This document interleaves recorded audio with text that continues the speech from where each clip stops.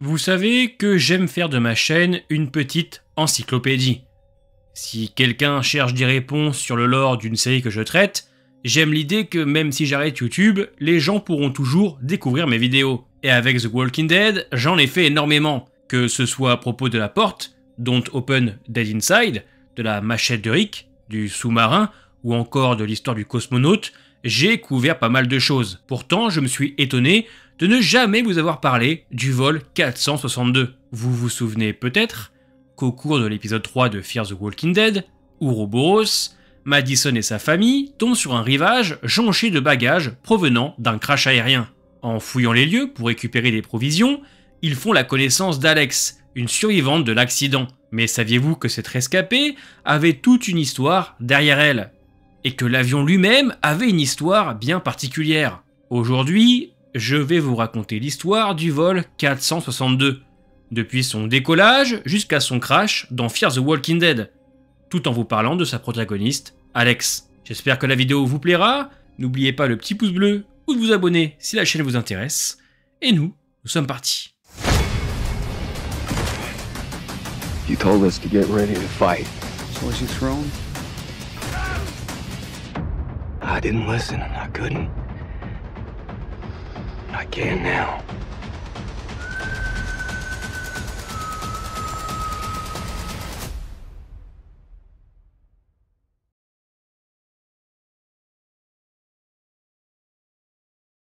Flight 462 est un webisode découpé en 16 parties, mettant en scène un groupe de survivants à bord d'un avion au tout début de l'apocalypse. Cet épisode a servi de promotion pour la saison 2 de Fear the Walking Dead et la saison 6 de The Walking Dead.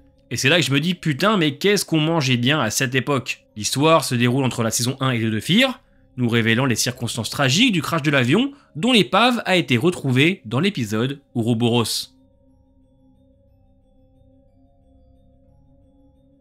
Le webisode commence alors que le vol 462 de True West Airlines se prépare au décollage. À bord, un jeune homme nommé Jack Powell reçoit un appel de sa mère.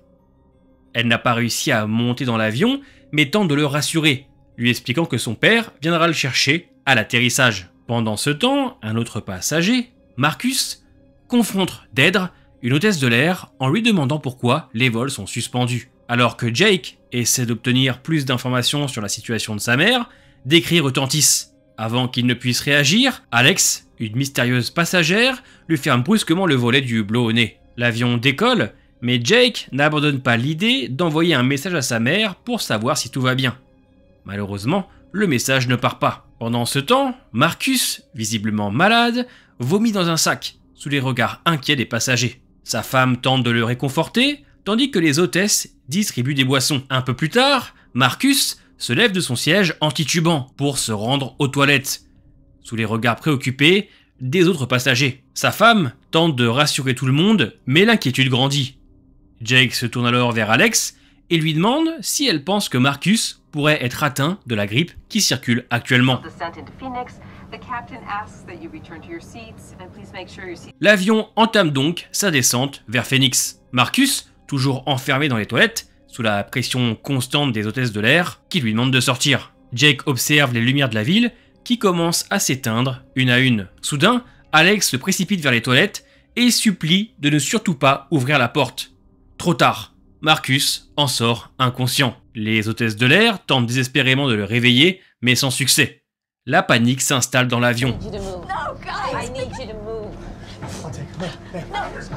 Le capitaine annonce que l'aéroport de Phoenix est en panne et que l'appareil doit être détourné vers Los Angeles. De son côté, Anthony tente de ranimer Marcus, mais rien ne se passe. Deirdre essaye à son tour, mais Alex l'interrompt, lui ordonnant de reculer. Elle déchire la chemise de Marcus, révélant une blessure à l'abdomen. Alex tente d'expliquer qu'il faut immédiatement l'attacher, mais personne ne l'écoute. Pas même Anthony, qui se révèle être un marshal et demande à tout le monde de regagner son siège. Deirdre décide alors d'utiliser un défibrillateur pour tenter de le réanimer. Mais à peine le courant envoyé, Marcus ouvre brusquement les yeux, il s'est transformé en rôdeur. Dans un sursaut bestial, Marcus attaque sa femme, mais avec l'aide des hôtesses de l'air et d'Alex, Anthony parvient à le repousser et à l'enfermer dans les toilettes. C'est alors qu'Alex remarque du sang sur son bras. Elle lève les yeux et comprend aussitôt, Deirdre a été griffée. It's not just Phoenix. Lights are going out. Alex avertit Anthony, elle doit être attachée ou elle risque de subir le même sort que Marcus. Elle insiste pour que l'avion atterrisse immédiatement, mais soudain, les lumières s'éteignent de partout. Anthony tente alors de réconforter la femme de Marcus, qui est en larmes, et qui continue à frapper frénétiquement à la porte des toilettes. Elle essaie de l'ouvrir, mais tout le monde l'en empêche, comprenant que c'est bien trop dangereux. It's me, baby. Plus un bruit derrière la porte. Alors que la tension redescend et que chacun regagne son siège, Suzanne, prise d'un doute, ouvre la porte. Marcus surgit et se jette sur elle. Pris de panique, Anthony dégaine son arme et tire à plusieurs reprises. Mais les balles semblent inefficaces. Marcus continue d'avancer, implacable. Il se rue vers Anthony, qui recule sous la pression, tandis qu'Alex lui hurle de lui tirer dans la tête. Mais Anthony a épuisé son chargeur. Le rôdeur change alors de cible et se jette sur Alex. Alors qu'elle tente d'esquiver, Jake attrape une aiguille à tricoter, trouvée dans un sac, et la tend à Alex, qui la plante en pleine tête de Marcus. Un soupir de soulagement parcourt l'avion. Mais à peine le calme revenu, un bruit sinistre se fait entendre. La carlingue commence à se fissurer. Une balle perdue a touché la structure de l'appareil. Suzanne, grièvement blessée, est à l'agonie. Elle gémit de douleur. Alex l'achève rapidement, sans hésitation. Voyant tout cela, les passagers encore vivants foncent se rasseoir et s'attachent paniqués. Dans un dernier échange, Alex avoue à Jake qu'elle a pris la place de sa mère à bord du vol 462. Elle s'excuse, mais il est trop tard. L'avion est en train de se crasher. Pendant ce temps, alors qu'il fouille des maisons voisines à la recherche de drogue, Nick aperçoit le vol 462 qui vole dangereusement bas. Il observe médusé l'appareil disparaître à l'horizon. Quelques instants plus tard, le crash est inévitable. Le sort des passagers reste inconnu jusqu'à l'épisode 3 de la saison 2, où il est révélé que l'avion s'est écrasé sur la côte, tuant presque tout le monde à bord, à l'exception de quelques survivants. Après le crash du vol 462 en plein océan, Alex survit et parvient à nager jusqu'à Jake, grièvement blessé. Elle le hisse sur un radeau où se trouvent d'autres survivants. Parmi eux, Tom frappe un passager infecté avec une rame et le pousse par-dessus bord. Tom explique à Alex qu'ils doivent tuer Jake avant qu'il ne se transforme. Il tente alors de s'en charger, mais Alex le poignarde avant qu'il ne puisse agir. Un autre survivant, Michael, lui fait comprendre qu'il faudra tôt ou tard mettre fin aux souffrances de Jake. Une semaine plus tard, Alex est aperçue fuyant un troupeau de rôdeurs à travers une dune. Elle tombe alors sur Daniel et son groupe qui l'aident à se débarrasser des rôdeurs. Elle leur explique qu'elle a un radeau avec un ami grièvement blessé et les supplie de l'emmener avec eux. Elle les accompagne jusqu'à l'Abigail où Strand refuse d'abord de les aider. Mais sous la pression des autres, il finit par céder. Sur le radeau, Alex tente de réconforter Jake, Strand coupe la corde qui les relie au bateau, abandonnant Alex et Jake au milieu de l'océan.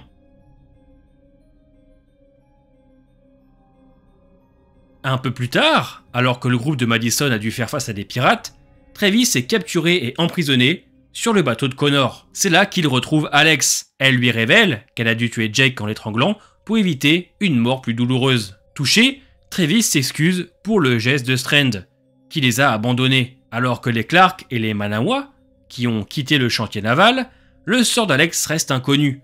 Toutefois, il est fort probable qu'elle ait réussi à s'échapper. C'était donc l'histoire d'Alex, la survivante du vol 462. J'adore ce genre d'histoire qui permet d'étendre encore et encore l'univers The Walking Dead. C'est vrai, je veux dire, en cas d'apocalypse, tout le monde ne serait pas chez soi. Il y a des gens qui seraient dans leur bureau, au travail, dans un train ou dans un métro, comme on a pu voir avec The Walking Dead d'Daryl Dixon, et je trouve ça très intéressant de pouvoir se projeter dans ce genre de petites histoires. 15 ans que la franchise existe, bientôt 6 ans que je la couvre sur ma chaîne, et j'ai l'impression de ne jamais en voir le bout.